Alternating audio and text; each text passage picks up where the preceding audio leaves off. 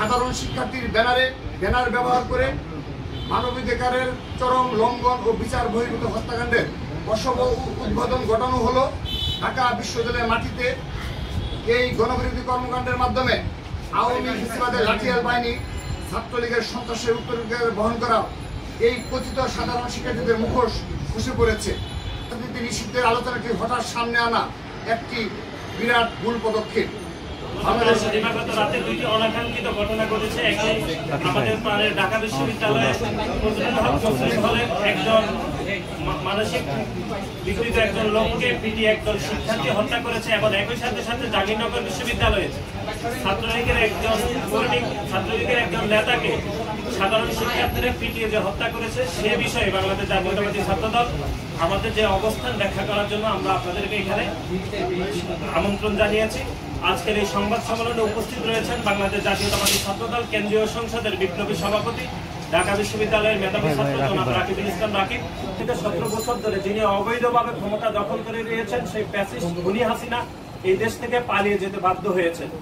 তারপরে 5 আগস্টের পরে আমরা যে সময়কাল আমরা দেখছি সেটি কিছুটা বিশৃঙ্খল অবস্থা এবং প্রশাসনিক যে ব্যর্থতা আমরা সেটির একটি পদ্ধতিগত ত্রুটি আমরা দেখছি। সেটি গতকাল আমরা সবিস্তারে অবলোকন করেছি। সেটি হচ্ছে ঢাকা বিশ্ববিদ্যালয়ের ঐতিহ্যবাহী হল ফজলুল হক মুসলিম হলে একদল শিক্ষার্থী একজন মানসিক বিকৃত একজন ব্যক্তিকে যেভাবে পিটিয়ে হত্যা করেছে বাংলাদেশ জাতীয়তাবাদী ছাত্রদল সেটি গভীরভাবে মর্মাহত হয়েছে এবং তীব্র নিন্দা জানাচ্ছে। একই সাথে সাথে বাংলাদেশের একটি ঐতিহ্যবাহী শিক্ষা প্রতিষ্ঠান জাহাঙ্গীরনগর বিশ্ববিদ্যালয়ে ছাত্রলীগের সাবেক সাংগঠনিক সম্পাদককে যেভাবে পিটিয়ে হত্যা করেছে সেটিরও নিন্দা জানাচ্ছে বাংলাদেশ জাতীয়তাবাদী ছাত্রদল। সার্বিক বিষয়ে কথা বলার জন্য আমরা আপনাদেরকে আমন্ত্রণ জানিয়েছি। সাংবাদিকবৃন্দ, চোর সন্দেহে ঢাকা বিশ্ববিদ্যালয়ের ফজলুল হক মুসলিম হলের অতিথি কক্ষে আটকে রেখে তোফাজ্জল নামের এক ব্যক্তিকে পিটিয়ে হত্যার অভিযোগ উঠেছে একদল শিক্ষার্থীদের বিরুদ্ধে।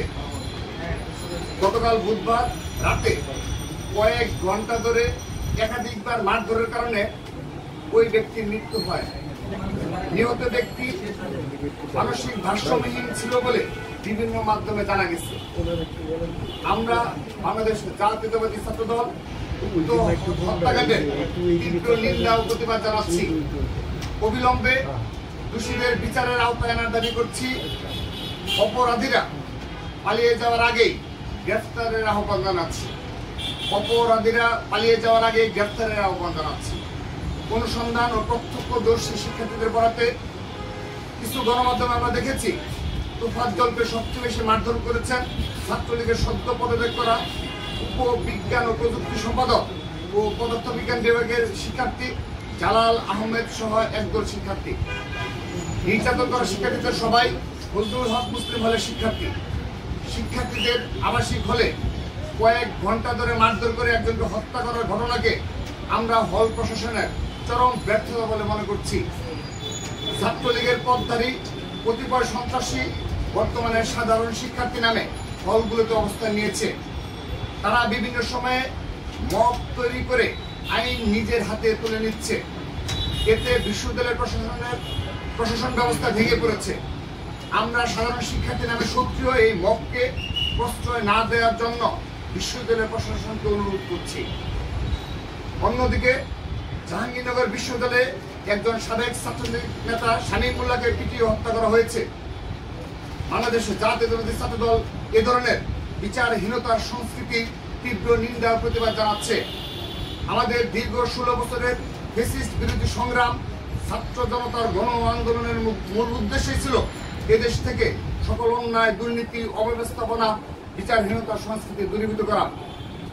একজন ব্যক্তি অপরাধী হলেও তাকে কোনোভাবে হত্যার কোনো সুযোগ নেই, কিন্তু জনতার বিজয়ের পর থেকে কিছু অতি উৎসাহের কারণে গণমানুষের এই আকাঙ্ক্ষাটি বাধাগ্রস্ত হচ্ছে। একই সাথে গতকালের এই দুটি ঘটনায় প্রমাণিত হয়েছে ছাত্র রাজনীতি ক্যাম্পাসের মূল সমস্যা নয়, গত কয়েক বছরের ফ্যাসিস্ট শাসন ব্যবস্থার মাঝে তৈরি হওয়া সিস্টেমই এখানে খুনি মানসিকতা তৈরি করছে। কোনো কিছু উপরে কোনো কিছু উপড়ে ফেলা সমাধান নয়। ছাত্র সংগঠনের নেতাকর্মীরা এদেশের প্রতিটি গণতান্ত্রিক আন্দোলনের নেতৃত্ব দিয়েছে। ছাত্র জনতার আন্দোলনেও নেতৃত্বের ভূমিকা ছিল, আন্দোলনে অকাতরে নিজেদের জীবন দিয়েছে। সেই ছাত্র রাজনীতি নিষিদ্ধের আলোচনাটি হঠাৎ সামনে আনা একটি বিরাট ভুল পদক্ষেপ। বাংলাদেশের জাতীয় ছাত্রদল মনে করে গণতান্ত্রিক পরিবেশের অনুপস্থিতিতে ক্যাম্পাসে মব কালচারের বিস্তৃতি ঘটছে। এর পাশাপাশি সাধারণ শিক্ষার্থীর বেশে সন্ত্রাসী ছাত্রলীগের সাবেক নেতাকর্মীদের হলে অবস্থান এবং নানান মোড়কে হল ও ক্যাম্পাসে আধিপত্য বিস্তারের চেষ্টাও অন্যতম ভূমিকা পালন করছে। সাধারণ শিক্ষার্থীর ব্যানার ব্যবহার করে মানবাধিকারের চরম লঙ্ঘন ও বিচার বহির্ভূত হত্যাকাণ্ডের অশুভ উদ্বোধন ঘটানো হলো। ঢাকা বিশ্ববিদ্যালয়ের মাটিতে এই গণবিরোধী কর্মকাণ্ডের মাধ্যমে আওয়ামী ফ্যাসিবাদের লাঠিয়াল বাহিনী ছাত্রলীগের সন্ত্রাসের উত্তরাধিকার বহন করা এই কথিত সাধারণ শিক্ষার্থীদের মুখোশ খসে পড়েছে। সাধারণ শিক্ষার্থী নামধারী এই মহলটি গণ অভ্যুত্থানের মাধ্যমে কথিত ফ্যাসিস্ট ও অন্ধকার শক্তির গোপন তাবেদার। বাংলাদেশ জাতীয় ছাত্রদল মনে করে এদের হাতে ঢাকা বিশ্ববিদ্যালয় তথা সাধারণ শিক্ষার্থীরা নিরাপদ নয়। সবাইকে ধন্যবাদ। রাকিব ভাই একটা প্রশ্ন ছিল, আমি রাকিব হাসান বার্তাকেন্দ্রে পড়ে আছি। আমার প্রশ্নটা হচ্ছে যে প্রশ্ন করবো, আমার প্রশ্ন হচ্ছে যে 5ই আগস্টের গণ অভ্যুত্থানের পর আপনি কি মনে করেন এখনো ঢাকা বিশ্ববিদ্যালয়ে ছাত্রলীগ অবস্থান করছে, এটাকে আপনারা বিশ্বাস করেন কিনা? আরেকটা জিনিস, আপনি যদি বলেছেন যে ছাত্র রাজনীতি অনুপস্থিত থাকার কারণে মবের যে কালচার সেটি শুরু হয়েছে, আপনি কি বলবেন ছাত্র রাজনীতি তাহলে আবার ফিরিয়ে আনতে চান কিনা আপনারা?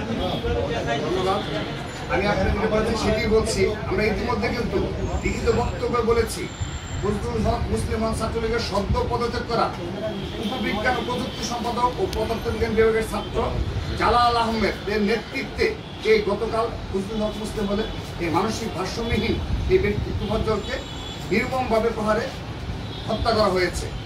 তো এখানে তো প্রমাণিতই হলো যে ছাত্রলীগের যে সাবেক পদে যারা ছিল তারা পদত্যাগ করে এখন সাধারণ শিক্ষার্থীদের আড়ালে ক্লোজ চেঞ্জ করে তারা এখন সাধারণ শিক্ষার্থীদের ব্যানারে ক্যাম্পাসে যে মানে হলগুলোতে যে অবস্থান করা সেটি নিশ্চিত হয়েছে গতকাল এই হত্যাকাণ্ডের মাধ্যমে।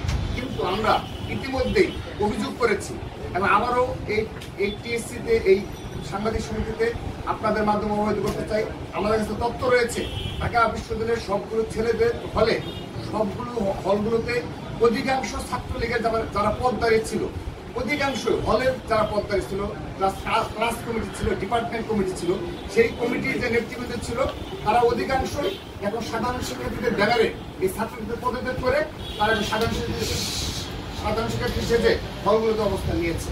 তো আমরা সাধারণ শিক্ষার্থী তথা হল প্রশাসনের নিকট আহ্বান জানাচ্ছি তারা যেন এই বিষয়ে অবশ্যই এই পদক্ষেপ নেয় এবং আমরা বাংলাদেশ জাতীয় ছাত্রদল ইতিমধ্যে পদক্ষেপ নিয়েছি যে আমাদের উপর আপনার মনে থাকার কথা সর্বশেষ যে ঢাকা বিশ্ববিদ্যালয় কমিটি ছিল সোহেল আরিফ কমিটি, সেই কমিটির উপর যেভাবে নৃশংসভাবে হামলা করা হয়েছে আপনারা সাক্ষী রয়েছেন। সেই হামলায় ঢাকা বিশ্ববিদ্যালয়ের হল পর্যায়ের নেতৃবৃন্দ এবং ছাত্রলীগের সেন্ট্রালের এবং বিভিন্ন পর্যায়ের নেতৃবৃন্দ ছিল প্রায় শতাধিক নেতৃবৃন্দ সশস্ত্র মহড়া দিয়ে হামলা চালিয়েছে। তাদের সকলের নামে আমরা খুব শীঘ্রই মামলা করব।